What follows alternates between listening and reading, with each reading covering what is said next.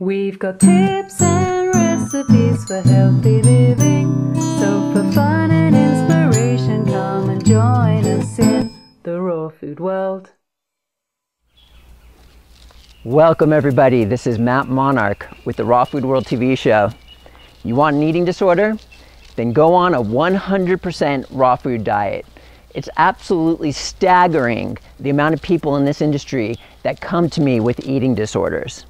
I can see why this happens because when you change your dietary lifestyle to such an extreme approach as the 100% raw food diet, you go through incredible amounts of changes. First off, you're not used to not being satiated. The food that is on a 100% raw food diet is practically all water with soluble fiber. Now, as many of you know, in many religions and all over the place, many people fast for spiritual reasons. And why is this? It's because you're given more focus and energy and you don't have the food to bog you down, and it's not necessarily easy to fast. And you're kind of forced to look at your crap, to put it bluntly. And during these short fasts, we do a lot of incredible amounts of spiritual work to get to the point where we want to be for the reason why we're fasting. So a 100% raw food diet, you're limiting everything from your diet, but practically just water, which is almost like a water fast, but with soluble, delicate fibers. And this is why the raw food diet is often called the detox diet. It's like going on a fast. But most people go on a fast for spiritual reasons, and then they come off the fast later. When you embark on a 100% raw food diet, a lot of people are trying to do this for life. So it's almost like you are going into the 100% raw food fasting diet for life, and you're kind of stuck there having to learn how to not be satiated like we used to be, and also how to deal with all the spiritual aspects forevermore. And it is so common that so many people who have never had an eating disorder in their lives, when they embark on a 100% raw food diet, they get eating disorders. I even had an eating disorder when I jumped on the 100% raw food diet. I used to eat so many figs in my mouth. I would just eat figs nonstop until my lips started to bleed. And then as my lips started to bleed, I would continue to go as I would just be dripping blood and stuff like this because I couldn't help but eat more and more figs. And then when you do something like this with fruit or some other raw foods, because it's a bit more powerful, what happens is the end result is you end up with so much bloatedness, and the amount of gas that's coming out of you is ridiculous amounts, and it smells so crazily bad you don't even want to be near a person like this. So after I experienced that so many times of that gas and it being just crazy from overeating ridiculous amounts of fruit where my lips were bleeding from so many figs, I would seriously end up going to the farmer's market where they would have these luscious, like plump figs that were just dripping liquid. And what I would do is I would eat them, and then all of a sudden I realized I was like purposefully burping them up and then spitting it out. And then there were times where I just wanted to eat more and more fruit like this. I would just chew it and chew it and chew it, and then spit it out and not even swallow it, and then chew and chew and chew just so I could get I was mental. And then after I met Angela, you know, she used to be 300 pounds and she has a background of overeating, and she said, Matt, you know, she gently put it, you know, Matt, you know, you have some eating issues. And I'm like, me? Eating disorders? I'm one of the healthiest people in the world. I'm a raw foodist. I was so mental, dude, it's crazy. Now these days, people think that they need to eat the raw food diet a specific way. And a lot of people, you know, they tend to try to eat this amount of fruit or this amount of fat. And some people that want to eat a lot of fruit and they can't handle it, and they all of a sudden eat crazy amounts of avocado. Or someone else might want to be eating a lot of fat, and then they just all of a sudden eat quinoa or some other cooked food.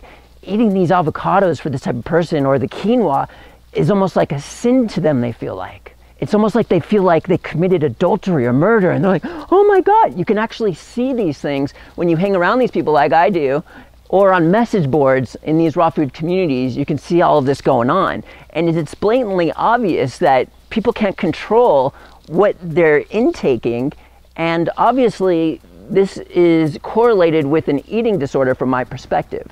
And very few people get past this stage. It actually took me many, many years to get over this hump to where I would actually be balanced out on a raw food diet and do this, you know, in a good way. And most of the time, for the people who embark on this type of lifestyle, fail. They don't get over that hump. But then, once they do, something is lurking around the corner for them. It's like they eliminate one disorder for another one. What happens is they almost become possessed as some sort of raw food Nazi, to where this is like the only way. And people are saying things like, oh, you don't want to eat hemp seed oil or chia oil, or kale chips are only for transition. You don't want to eat these forevermore.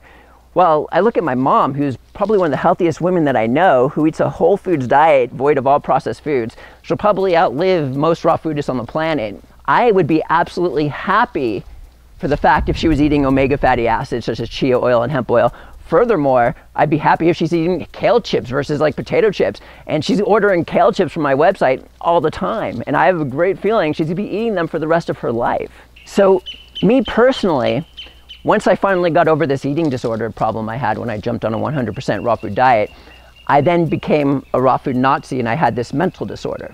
And it's very rare for someone to get to this point, but for someone to get beyond this mental disorder of the raw food Nazi is very, very rare, because you feel so good on this diet. Other foods you become so sensitive to, you don't ever want to touch them. You feel like you get a runny nose from them or something like that. And you just think that this is the only way, when there's absolutely so many other ways out there. And by the grace of God, the only possible way through this, I was lucky enough to be given the opportunity to go beyond the raw food Nazi phase. And it was pretty crazy and mind-blowing once you do something like this, because then you begin to realize that I'm actually the crazy one. I seriously only eat vegetables and fruit, rabbit food. There's so much out there today, and I have limited myself to only eating leafy stuff. I am absolutely insane. And here I was, oh my God, it's kind of embarrassing that I was going all over the place screaming at people for not eating only leafy vegetables and stuff like this. So coming to this realization was such a life changer, it was unbelievable. So one of three things happen when somebody is introduced to the 100% raw food diet. The majority of the time, the first thing happens. People look, I ain't eating just leafy greens and vegetables, rabbit food for the rest of my life. And then they just walk away. That's probably 99% of the population. And then number two is probably the next amount of people where they attempt to go on a 100% raw food diet, but can't handle the emotional issues, the spiritual stuff, and all this dogma or whatever is going on. And then they just turn their heads and go because they tried, but they just can't physically succeed. Unfortunately, it wasn't necessarily given to them like it was to us to be able to have the willpower to do something like that and to get over these humps of eating disorders and stuff like that. And then the third option, which is very, very rare, is where somebody succeeds. And then if they succeed, do they get over the first hump? Maybe, small percentage. And if will they get over the second hump? Probably not. So the success rate on the 100% raw food diet, when you look at the grand scale of things, is very, very low. Very small amounts of people succeed on the 100% raw food diet. What if we opened our minds and we could help millions of people with the healthy, cooked, whole foods diet? Why are we making people feel bad for eating concentrated oils, or saying you can't have kale chips after you're done transitioning? I have witnessed so many people heal from disease by eating a healthy, whole cooked food diet. If my mom were to come to me saying, I want to go on a 100% raw food diet, I'd be like, oh man, Mom, you're sitting here on the perfect whole foods diet. You've avoided processed foods forevermore. You're loving kale chips. When I have kale chips, I get a runny nose if I do too many of them. You're enjoying raw chocolate. You will probably live just as long, if not longer, by continuing to do what you're doing on the whole foods diet. Enjoy kale chips for the rest of your life.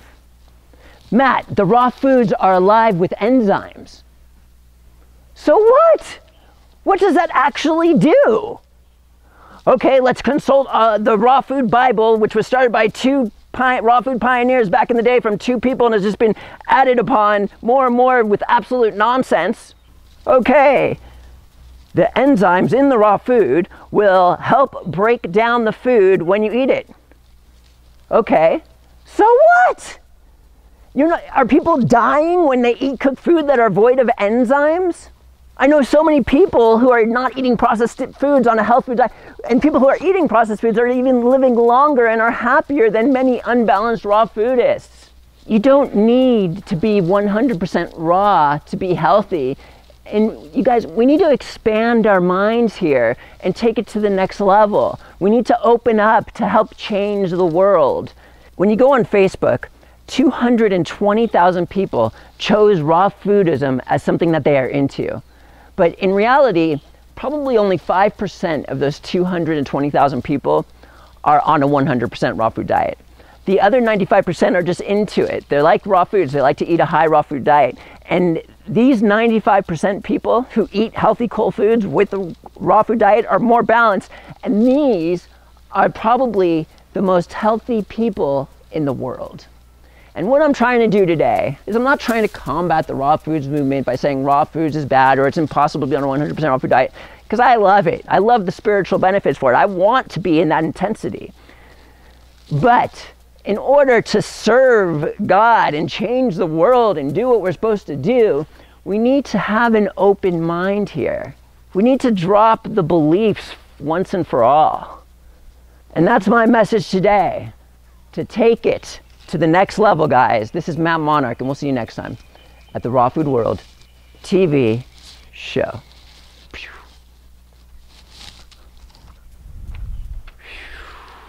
Thanks for joining us. We'll see you again at the Raw Food World.